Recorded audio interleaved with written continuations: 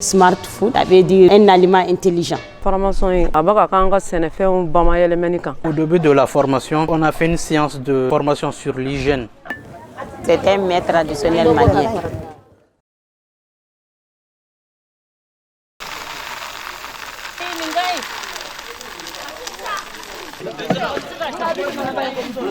Bien se former pour bien se nourrir. C'est l'un des objectifs du programme Smart Food financé par le PAM, Programme alimentaire mondial, à travers son projet Paquet intégré pour la résilience au Mali. Ce programme est mis en exécution par l'Institut international de recherche sur les cultures des zones tropicales semi-arides, l'ICRISAT et l'Institut d'économie rurale IER.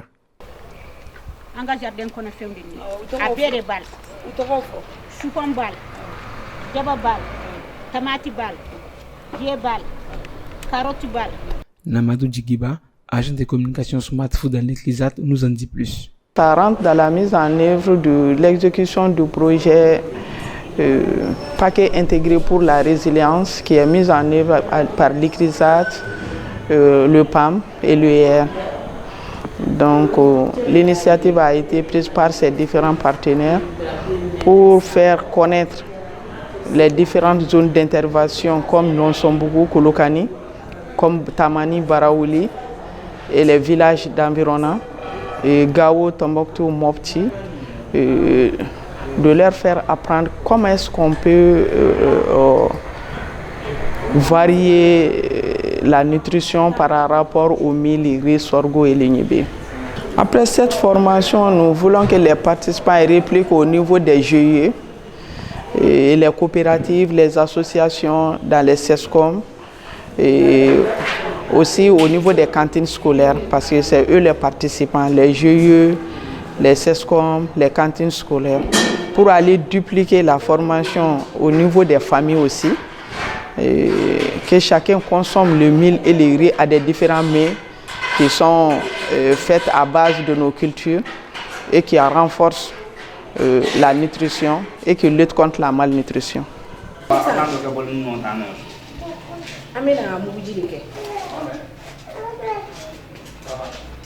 Pour que mugu jike ino ko be sanora ila ko kaje sanyo fuluni kashi fukani kasoro ka tente donc ale mugu jina sanyo bala bazi anya ka sene fen dala ibi kala ni ka kasaje donc kasuguru kala ni zira mugu donc amina zira mugu kala ni le muni tigele ka bishi kana na ilo nifene kakula kwa yaka nanae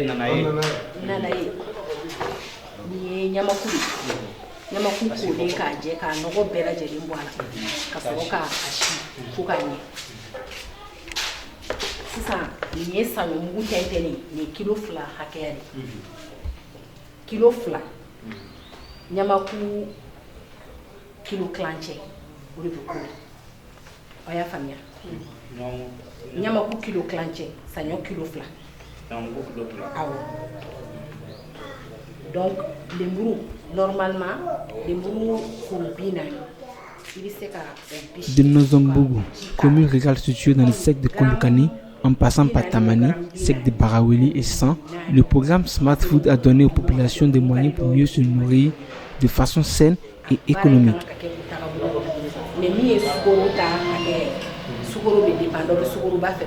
Smart food, qui veut dire, si on le traduit d'une manière terre à terre, de l'anglais au français, ça veut dire un aliment intelligent. Donc manger intelligemment. Donc manger intelligemment ne veut rien dire que de manger de telle sorte qu'à fournir à l'organisme les éléments nutritifs dont l'organisme a besoin, qu'ils viennent des aliments qu'on donne à l'organisme, qu'on consomme. Donc quand on consomme des aliments nutritifs dont l'organisme a besoin, on peut dire qu'on a mangé intelligemment. Et cette formation est une formation des formatrices et formateurs. En un mot, c'est des bénéficiaires qui ont été délégués par les différents villages pour venir représenter les communautés et qui, à leur retour, doivent aller restituer au village pour faire bénéficier les cantines, les CESCOM, en un mot, toute la communauté. Donc, dans ce paquet-ci, de ces formatrices et formateurs, nous avions amené une dizaine de technologies qui peuvent bénéficier qui peuvent être bénéfiques pour les CESCOM, qui peuvent être bénéfiques pour les cantines scolaires et qui peuvent être bénéfiques aussi pour les groupements féminins qui font la transformation comme activité génératrice de revenus.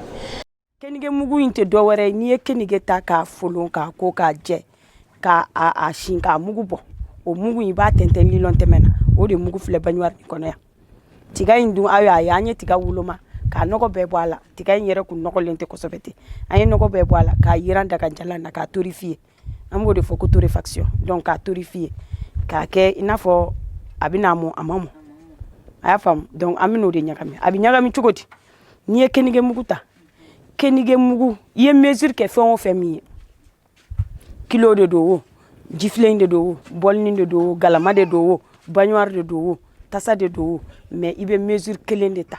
Ce paquet de technologies qui a été enseigné durant cette formation a plusieurs objectifs. Le premier objectif, le but même de la formation, c'est pour pouvoir améliorer la nutrition au niveau des ménages. Donc si vous voyez le paquet, il n'y a pas seulement les farines de complément qui sont en général destinées aux enfants pour lutter contre la malnutrition. Il y a d'autres produits. Les couscous enrichis, les brusures enrichies, ça c'est pas pour les enfants, ça c'est destiné pour le ménage. Donc, du coup, on a les céréales qui ont été enrichis avec les légumes, les différents types de légumes, si je peux le dire comme ça. Donc, c'est fait pour améliorer la qualité nutritionnelle des céréales et destiné aux ménages d'une manière générale. Et les farines de complément sont destinées pour les enfants, en même temps pour les autres membres de la famille. Donc, l'amélioration de la nutrition dans les ménages, ça c'est le premier but. Un second but est de diversifier l'alimentation au niveau des ménages. Parce qu'on a l'habitude de consommer le sorgho, on a l'habitude de consommer le mil, on a l'habitude de consommer les légumes aussi. Mais le fait de faire l'association de ces céréales avec les légumes, différemment de ce dont on a l'habitude de faire, amène une diversification de l'alimentation au niveau des ménages. Parmi les nombreuses technologies apprises, on peut citer les recettes suivantes: le farine enrichi en légumes, la soupe de nébé, la bouillie enrichie à l'arachide, le couscous de mil maltais, des farines de complément, le djouka. Lors du programme Smart Food, le djouka, communément fait à base de fonio et d'arachide, a été cuisiné avec du sorgho et de l'arachide. C'est un mets traditionnel malien. Donc dans les livres, tout partout, on l'appelle djouka. Djouka d'une manière générale. Bon, ça peut être fait normalement dans les mets traditionnels. Les gens ont l'habitude de faire ça au Mali avec le fonio. Avec le fonio. Donc nous, au laboratoire de technologie alimentaire de l'IR, on a réfléchi un peu. Parce que, bon, bien vrai que le fonio est bien, mais le fonio coûte plus cher que les céréales sèches. Par exemple, le mil, le sorgho et le maïs. Donc on s'est dit, pourquoi ne pas essayer de remplacer le fonio par d'autres brusures. Donc c'est ce qui a amené l'idée du djouka à base des céréales. Ça se fait à base de brusures de sorgho. Ça peut être fait à base de brusures de mil, ou bien de brusures de maïs, ou bien de brusures de riz, en plus du fonio. Donc ça donne maintenant une diversité à la communauté, à la population malienne. Si tu n'as pas le fonio, tu peux le faire avec les céréales sèches. C'est un mets qui peut être consommé juste après préparation. Mais maintenant, si on veut parler en termes de transformation, pour les unités de transformation, ou bien pour pouvoir amener ou bien offrir le djouka à quelqu'un qui n'est pas présent dans la famille, aller hors du Mali ou bien hors de la zone de production. Donc, en tant que technologue agroalimentaire, on sèche le djouka pour pouvoir le conserver. Donc, c'est pour pouvoir le conserver, le conditionner, l'étiqueter et puis vendre ça sur le marché malien ou bien hors du Mali. C'est pourquoi on fait le séchage. En quelque sorte, le séchage, c'est une manière de pouvoir conserver le djouga. Sur le plan nutritif, l'arachide reste intact pour les deux côtés, que ce soit le fonio, que ce soit les brisures de céréales, l'arachide est là. Et on sait que l'arachide est une légumineuse qui est riche en protéines et en matières grasses. Donc l'apport d'énergie est là, du côté des protéines et puis du côté des matières grasses. Et maintenant, les céréales sont plus riches en glucides que le fonio, mais côté éléments, les micronutriments peut-être, le fonio peut présenter des micronutriments qui ne sont pas dans les céréales. Donc, mais avec l'arachide, ça permet d'augmenter un peu aussi la qualité nutritionnelle des céréales en ajoutant l'arachide aux céréales. C'est un plan B pour ceux qui n'ont pas de fonio et une diversification alimentaire parce que les gens ont l'habitude de faire des céréales, soit le tau, soit le couscous.